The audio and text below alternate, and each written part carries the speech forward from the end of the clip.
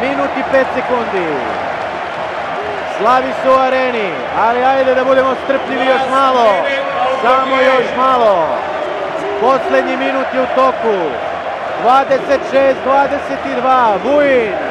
Vučković. Lopta za Prodanovića. Nije to video Prodanović, ali još jedan prekršaj. Mislim da sada možemo zaista i mi da počnemo da slavimo. 45 sekundi do kraja. 26-22. Prodanović iz nemoguće pozicije brani Alilović.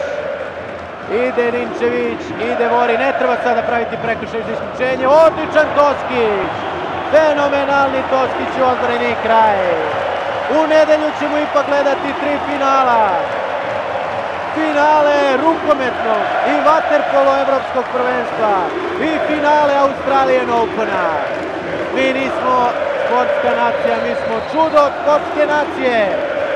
12 sekundi do kraja, prekinuli su Francuzi ovaj napad Ilića. Ninčević i on je izgubio svaku nadu. Ninčević pokušava, Stanić brani. 1-0, 26-22.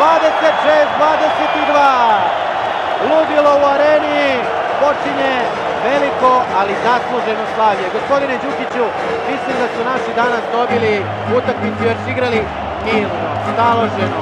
Nisu dozvolili da ih euforija dekoncentriše. Odigrali su ovu utakmicu kao protiv svakog drugog protivnika. Jednostavno nisu se obazirali na ime svog rivala u polufinalu, već su odigrali najbolje moguće u ovom trenutku i zasluženo slavili.